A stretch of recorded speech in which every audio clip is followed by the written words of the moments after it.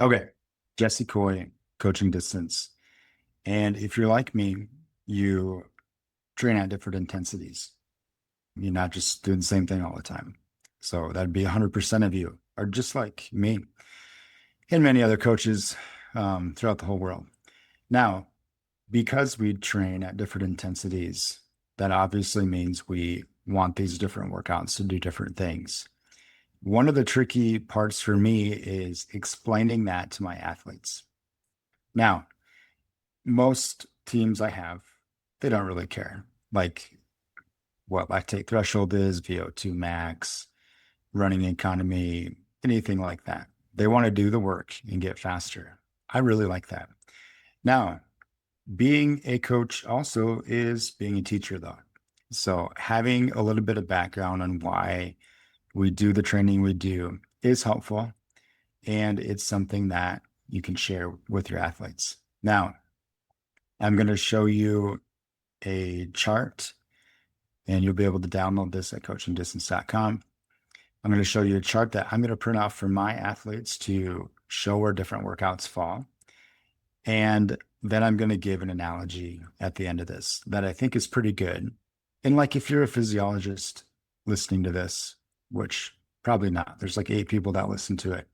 But if one of these 8 is a physiologist, don't comment on this because it's like, I'm not a scientist, I'm just a coach. And I'm making the best sense of this as I can.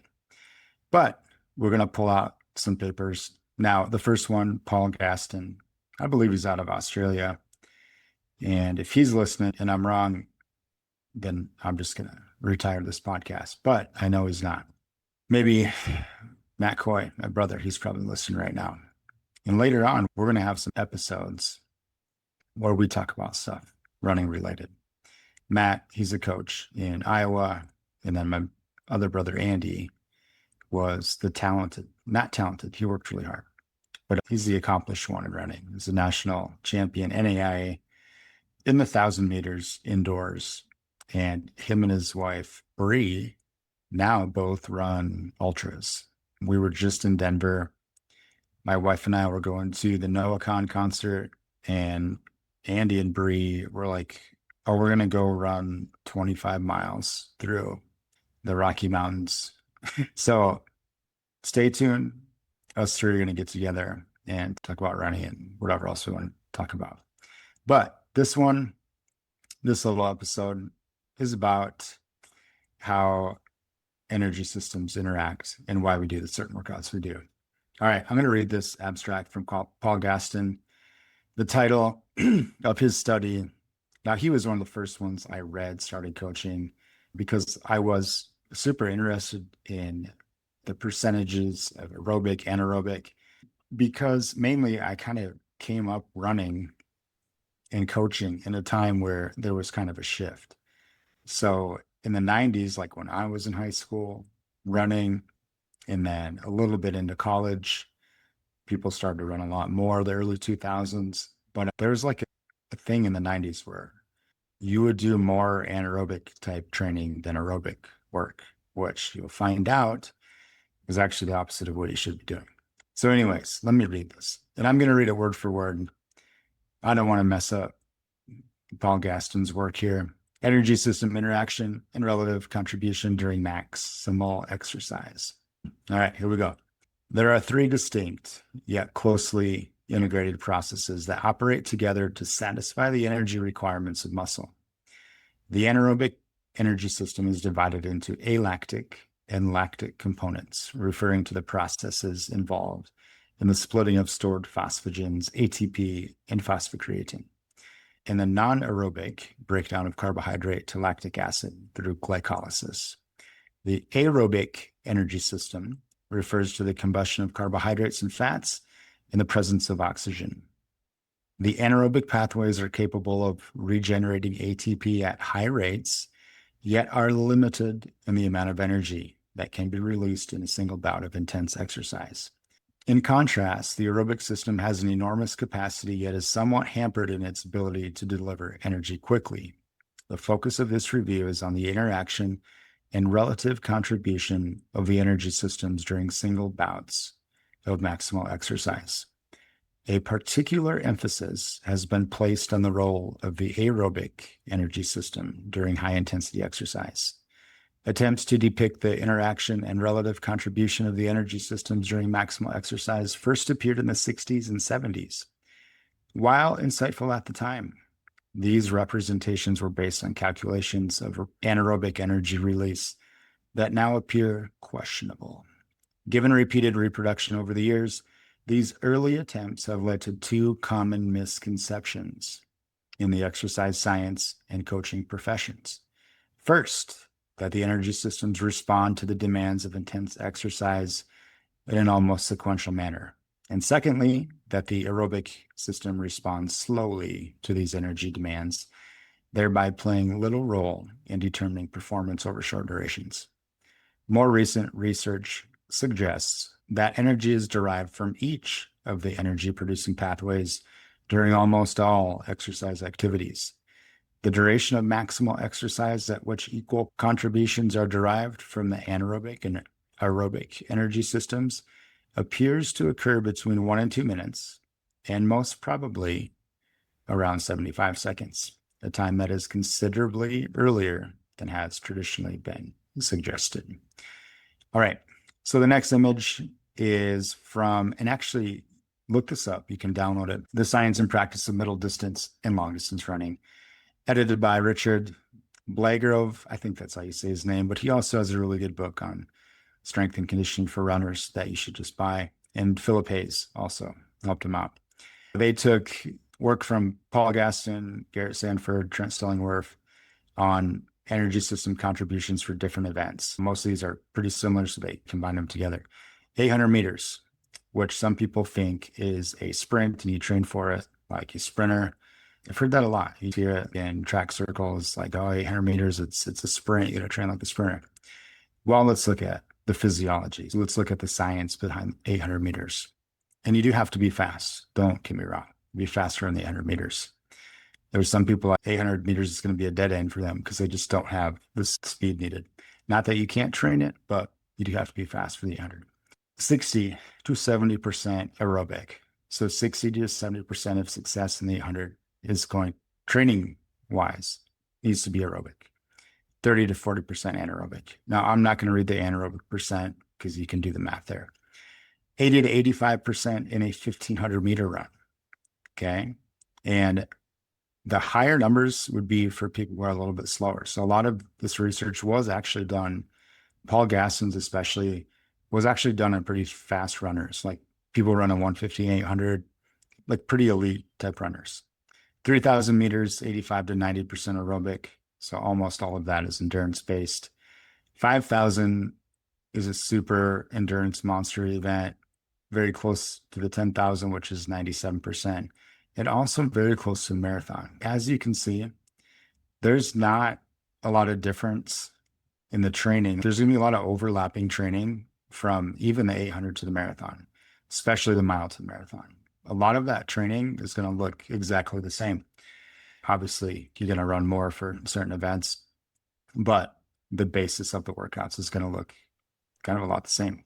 Okay, I posted this on X. I posted on Instagram, and I'm going to print this off for my team to give landmarks of where different workouts that we do come.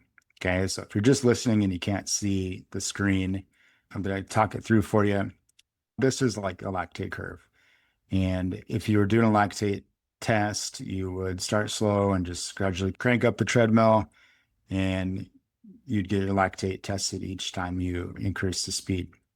Now, this is kind of a funny story, but Jim Smorgowitz was like the dad of a really good runner in town here, and he invited Jack Daniels to come to Rapid City to do a clinic. And I went to it and also got to like have dinner at his house and talk to Dr. Daniels, which was pretty cool. But he tried to do a VO2 test with this runner and started the test too fast, and she wasn't able to go very far in the test. Maybe it was 1 minute, so he never finished the test. But he's like, well, this is how it would look anyways. So that's how kind of all these tests work, is gradually increase the intensity and then you measure what you're trying to measure. So these different intensities here, easy would be to the far left. And I really don't ever care how easy we go on easy runs from my team. I know some people have different types of easy runs, like training runs. I know Sean Brosnan, like he divided his aerobic runs into different things, easy runs, training runs, whatever. I just have a range of paces they can go on easy runs, but I want it to all be left of that sub T marker. Like our first workout that's going to have some impact is what something I would call sub T. And I use 75% of VVO2, but for VVO2, I use 3K pace, 2 mile pace, or predicted 3K pace. Next up the line, and I'm going to be able to show this to my kids, like where you are in comparison to other things. Next up the line, I have tempo running, which is 80%. Then LT, which I call this classic lactate threshold. Then I use 85% of 2 mile pace. And then I go 90% for 10K, 95% for 5K, and then the race pace is 3K mile, 800. Now, off to the left, there's an estimated blood lactate for each of these different workouts or different race intensities or speeds. Now, these I kind of copied from Scott Christensen's webinar that he gave a couple of months ago about different blood lactates at different intensities. So I copied those and then put them on a curve, like a lactate curve of where they might fall. Okay. As you get faster, obviously we know this, that you're going to generate more lactic acid as the intensity increases. Now, kind of a way to explain this would be like for each increase, like I just use 5%, it'd be like you're drinking a glass of water and maybe at some threshold, I just have 2 drops of lemon in there and I can chug that. Like it's not a problem. And for sub threshold running, I can go a half hour, 40 minutes at that pace. It's not a problem. It's palatable. I'm not getting heartburn or anything like that. Not puking it back up. But each time I increase about 5%, I'm adding some more lemon drops to that water and it gets a little more difficult to drink, just like our running paces get a little more difficult to handle. And we have to break them up into repetitions or intervals. Okay. And that goes up and up and up and up that curve. Each time we go up the ladder, each 5% adds more of that lemon juice. And by the time we're at like mile 800 pace, we can't handle a lot of that work. And we can't handle like a long repetition of that work. So maybe mile pace, like for my teams, we're doing like 300 meters is probably as far as we get with mile pace. Maybe 400 if it's just like 1 or 2 reps. Now, at the bottom of this chart, supportive training. Now, I would call this the glue that holds everything together. So speed, strength, plyometric training, mobility, flexibility, coordination, mental skills, all of this kind of combines, and we can add more to that, but like all of that combines to hold up this running type work. So that's like a way to explain why that's important.